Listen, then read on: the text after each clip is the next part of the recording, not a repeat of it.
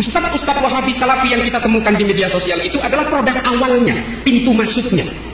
Produk akhirnya apa? Teroris. Jadi jangan artikan radikal itu hanya melawan negara, belum tentu.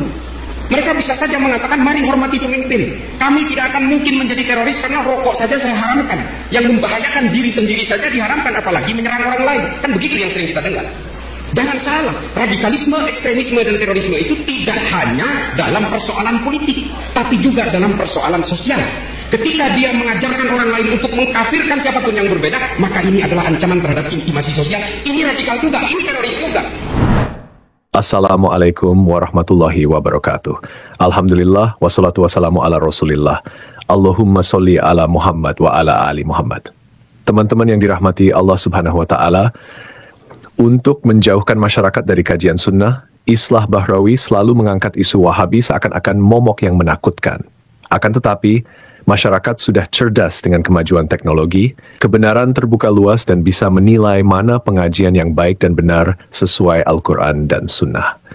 Pada video yang kita bagikan kali ini, kita simak pernyataan mantan anggota Gerakan Islam Radikal, Ustadz Abdurrahman Ayub Hafizahullah, yang tobat karena dakwah salaf. Kita simak bersama videonya sampai selesai. فبأي آلاء ربكما تكذبان. Ini pertanyaan bagus, dan itulah memang kenyataannya ketika saya berada di kelompok-kelompok seperti itu, yang paling dibenci adalah dakwah salafi. Kenapa? Ya, karena penentangannya itu berhujah. Kalau yang lain itu mudah dipatahkan kalau dialog. Dan saya dulu, ini maaf saja, waktu menjadi utusan JI, PDB sekali dicandakan. Saya hanya berdua, ini menghadapi jamaah tabligh satu masjid isinya kayak seperti ini, berdua aja. Itu separohnya goncang itu. Padahal ada syekhnya dari Madinah datang. Pokoknya bahasa Arab kita mau berantakan, yang penting pede. Selesai pengajian, selesai dialog di Masjid Sandakan, besoknya pindah ke masjid satu lagi di BDC namanya. Saya lagi wudhu, itu nggak mulai jamaah. Itu isinya tabligh semua. Rupanya nunggu saya jadi imam. Rupanya dialog kemarin kalah rupanya. Itu jadi tabligh apa semua itu istilah kami dulu kecil. Tapi kalau ngadepin dakwah salaf kecil, saya yang kecil. Ini saya rasakan ketika di Australia. Saya menghadapi murid dari Syekh Muhammad Shalih Utsaimin. Contoh misalnya, saya kasih contoh kasus satu yang doktrin yang paling ampuh di kalangan takfiri, yaitu mengkafirkan hukumah pemerintah tadi seperti Saudi, Indonesia itu kafir. Bahkan ada fatwa terbaru dari kelompok-kelompok yang saya nggak sebut namanya. Indonesia lebih kafir daripada Amerika, lebih kafir daripada Australia, lebih kafir daripada Inggris. Saya punya rekamannya ketika dialog di Nusa Kambangan. Nah, memang kami dulu begitu. Nah, apa yang kita sangat benci dengan salaf ketika itu? Saya sangat benci dengan salaf, kelompok-kelompok seperti saya.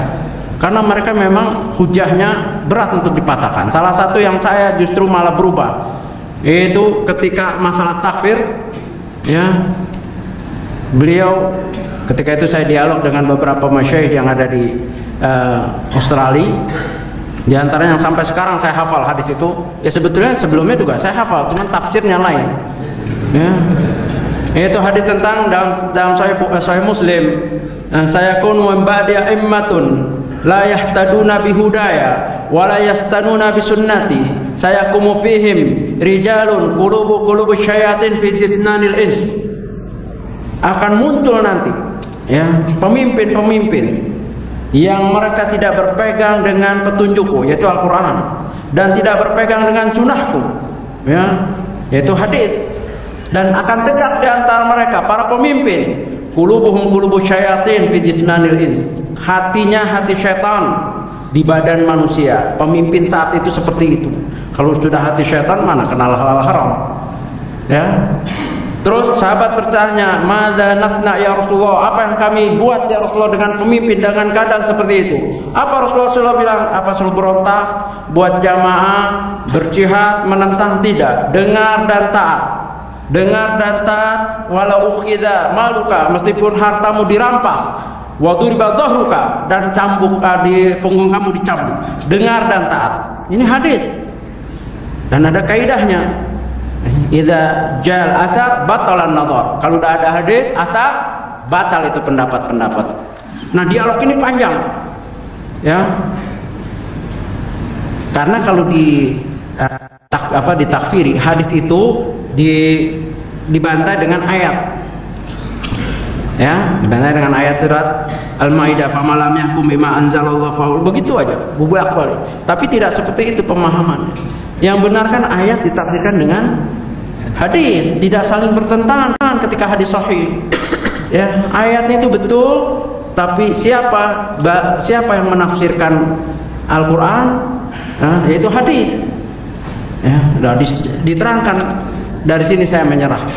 Ya, dan tentunya banyak hadis lain, diantaranya hadis riwayat Ahmad, la tunqadunna ural Islam urwatan, akan terlepas dari tali Islam, dari ikatan Islam, satu ikatan-ikatan. Yang pertama, kullaman qad intaqadat tasabasan nasu billati taliha. Setiap putus orang akan berpegang dengan ikatan selanjutnya. Wa awwaluhunna naqdul hukmi. Yang pertama kali putus adalah lepas adalah tentang hukum, kemudian sholat. Nah, ketika di situ hadis Nabi SAW ketika menyatakan yang pertama lepas adalah hukum, Nabi tidak bilang kafir. Habis kafir, tidak, masih ada selama masih ada sholat dan seterusnya. Ini yang nggak ada bijaksananya nih takfiri, langsung kafir kafir. Nah, sekarang mereka yang takfiri dikafirin lagi sama ISIS. Nah, ini kejadian. Saya kan keliling nih di Nusa Kambangan. Orang-orang yang dulu dihukum mati, hukum seumur hidup, ada yang hukum mati, sempat dialog. Ustaz, kenapa? Ya masih sama saya walaupun udah beda tapi tetap manggil Ustaz karena pernah ngaji kan. Ustaz, saya kan sudah begini nih seumur hidup. Sekarang saya dikafirkan lagi sama orang. Tolong orang itu katanya. Lah, iya kenapa? Karena saya sekarang sudah dijadikan imam. Karena seumur hidup jadi hafalannya udah bagus lah jadi imam. Nah, tapi karena udah jadi imam dekat dengan para sipir penjara, senyum, ngobrol. Kata orang-orang itu, senyum dengan sipir, kafir. Nggak ada yang jadi makmum mereka.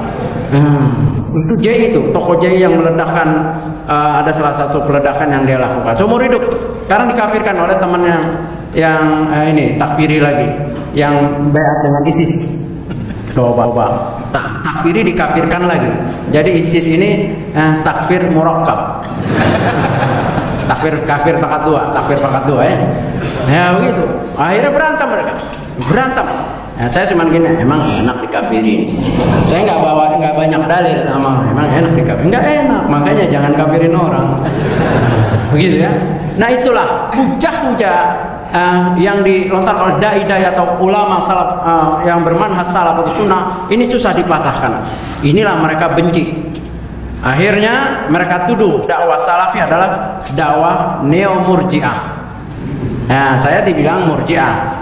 Jangankan saya, Syekh Ali aja dibilang murji'ah. BNPT telah mengundang tokoh murji'ah, Syekh Ali Hasan Halafi. Coba antum panggil orang yang itu, tanya murji'ah apa? Enggak tahu dia tuh. Wallahu a'lam, pokoknya katanya Syekh Ali murji'ah. Ya, itulah tuduhan mereka. Ya dulu saya juga begitu menuduh. Pokoknya kalau yang nggak bertentangan dengan kita murji'ah. Ya, karena apa? Karena kita di khawarijin katanya. Jadi kalau kita diskusi yang satu khawarij, yang satu murji'ah, ya siapa yang ahlu sunnah? Ya, nah inilah. Jadi berpegang teguhlah dengan dakwah sunnah. Karena disitulah al-mustaqbal fil Islam, masa depan Islam ini dengan keilmiahan. Ya, siapa saja yang istilahnya mempersoalkan dia akan lelah sendiri. Karena hujah-hujahnya waduh seperti matahari di siang hari. Siapa yang bisa nutup? Ya, matahari terang benderang di siang hari. Orang yang nggak bisa melihat ya, orang yang buta dan buta mata hatinya. Mudah-mudahan kita doakan mereka mendapat hidayah. Kita berdakwah mengadakan ini karena kecintaan kita kepada mereka, kecintaan kita kepada Allah. Itu dasar yang paling kuat. Karena memang hadisnya menyatakan la yu'minu ahadukum hatta yuhibba li akhi ma yuhibbu li nafsihi. Ya, tidak sempurna iman seseorang ya sebelum dia mencintai apa yang baik untuk saudaranya sebagaimana apa yang baik untuk dirinya. Jadi ingat, kita berbuat seperti ini, bicara ini dasarnya adalah kecintaan dengan saudara-saudara kita untuk bisa meraih jalan yang hak ini sampai mati. Wallahu a'lam. Selesai. Teman-teman yang dirahmati Allah Subhanahu wa taala. Masya Allah, Ustadz Abdurrahman Ayub dalam ceramahnya menceritakan pengalamannya ketika dahulu masih dalam kelompok Islam radikal. Dia menyoroti doktrin takfir mengkafirkan yang sering digunakan kelompok-kelompok radikal, termasuk menganggap pemerintah Muslim seperti Indonesia dan Saudi sebagai kafir. Namun, pandangannya berubah setelah berdialog mengenai tafsir hadis dan Al-Quran yang lebih mendalam dengan Ustadz Sunnah. Dia menekankan bahwa tidak boleh sembarangan mengkafirkan orang lain, karena hal ini justru memecah belah umat. Ustadz Abdurrahman Ayub juga mengingatkan bahwa dakwah salafi sering dituduh sebagai radikal, tapi justru pendekatan ilmiah salafi yang menurutnya membawa masa depan Islam lebih baik. Demikian video yang kita dapat bagikan kali ini. Semoga bisa memberikan pencerahan bagi kita semua. Mohon maaf jika ada kekurangan. Barakallahu fikum. Assalamualaikum warahmatullahi wabarakatuh.